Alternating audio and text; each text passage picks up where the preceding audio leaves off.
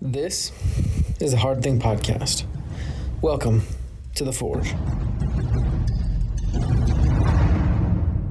Welcome back to another episode of the Hard Thing Podcast. I'm your host, Justin Lewis, and this is The Forge, a special show on Thursdays where we take a closer look at what it actually looks like to do hard things, including our personal wins and failures. When I say we, I usually mean myself and my co-host, Ty Crockett, but today I'm flying solo, so you'll have to bear with me, and I know that it's generally a better show when Ty's here, but we'll press on anyways. For those of you who are listening, I want you to know that this is the second take on this particular show. I actually tried recording the first one up in the mountains, but the wind was too windy, as wind tends to be. So I'm re-recording the audio. Unfortunately, I do hope to have more shows out in the wilderness, in the wild, or in places doing hard things, because I think that makes the show more interesting and more authentic. But before we get to today's show, let me talk about a couple of quick announcements. First of all, if you'd like to submit a challenge to myself or Ty, usually on Thursdays we talk about challenges, but since Ty's not here, we're not going to do that. If you'd like to submit a challenge to us, go to thehardthingpodcast.com/submit-challenge. Each submission will get a shout out on the show. These challenges are great ways for you to see other people doing hard things. So again, thehardthingpodcast.com/submit-challenge. Next, I'd like to invite you to go to OURrescue.org and learn about one of my favorite nonprofit organizations, Operation Underground Railroad. Much like the Underground Railroad of the Civil War, after which it was named, OUR helps rescue slaves. Yep, you heard me right. Slavery is alive and well, and organizations like OUR are trying to put an end to it, but specifically trying to stop sex slavery of children. That's a tongue twister. These poor little children get stolen, and rarely do they get found or rescued. But OUR is trying to stem the tide. They're trying to turn that around. They're trying to rescue these poor little kids. So if you want to get involved, go to OUR Rescue today. OURrescue.org, sorry. Lastly, please give us a rating and review and follow us wherever you listen to podcasts. So Apple Podcasts, Google Podcasts, Spotify, and so forth. Also, go to our social media at The Hard Thing Podcast on Facebook and Instagram. There, you can get even more content than just the podcast or the YouTube channel. Now, let's talk about entrepreneurship. Don't care about entrepreneurship? Well, just you wait a minute, because entrepreneurship literally means to bring out something from within. It's the idea of constantly making things better or taking ownership of your situation. If you don't own a business or a side hustle, you can still use entrepreneurial skills in your job or your life to make yourself a better employee, a better person, a better parent, whatever title you want to put here, it will make you better. Still not sure if you believe what I'm saying?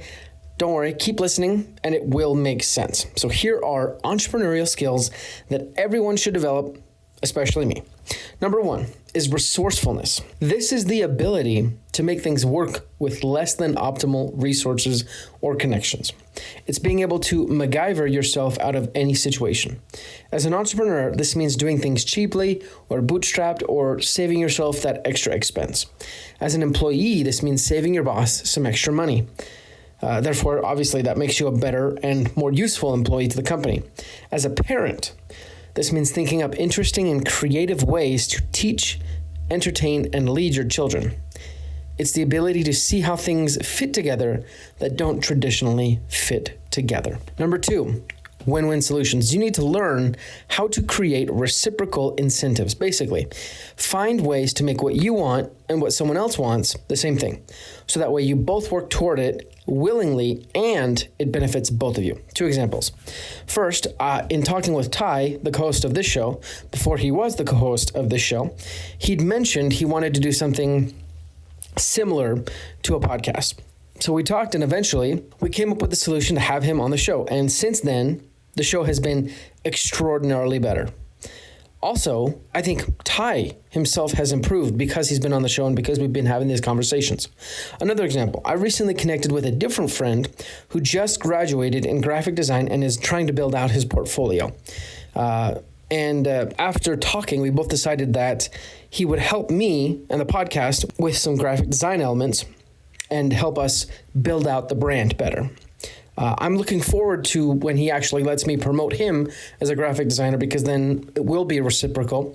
But the podcast is getting help as far as brand design. He's getting the ability to grow his portfolio in a professional way. Reciprocal incentives. Number 3, targeting. You need to get crystal clear about who you are talking to, and more importantly, who you aren't talking to. Basically, you need to understand where your loyalties are. Are you loyal to your customers, your employees? Or have you structured your business so that way they are one and the same? Understand what group is the most important group for you, and then do everything in your power to cater to their interests. And then forget about any other group. Number 4, experimentation. In business, you'll try a lot of things that won't work. Develop accurate methods to measure success, and then test various strategies to find what works the best. Currently, I'm trying this out by experimenting with my reach out method for new guests on the podcast. I have been recording how many good responses I get, and I'm going to start tweaking my messaging, reach out again, see if I get a better response rate. Number 5 is to invest. I know this sounds like the opposite of the first skill, resourcefulness, but this is in some ways the same side of the two sides of the same coin. You see, in any endeavor, results are governed by the results triumvirate. That's what I call it. You see, you have time, energy, and resources, and if you want to see results, you'll need at least 2 of these. You'll need time and resources, time and energy, or resources and energy. And obviously, if you have all 3, that's even better. But this skill is the idea of using time and resources, or energy and resources, in such a way as to get more resources out than you put in. That rings true for money as it does for any other resource. That means, in my case, spending money on a t-shirt to promote your podcast may not be the greatest investment for your dollar, I guess. You always got to know how you're going to get paid back. That's investing. So in summary, these 5 skills are 1, resourcefulness, 2, win-win solutions, 3, targeting, 4, experimentation, and 5, investing. If you can master these skills, your life will improve in most measures. You'll become a better entrepreneur, but also a better parent and a better employee. The only thing you need to do is practice. So today, pick one of these skills. Write down 2 avenues you might explore in order to develop these skills, and now go implement, go try those avenues. Pretty soon it's going to become second nature, and you'll enjoy the fruits of your labor.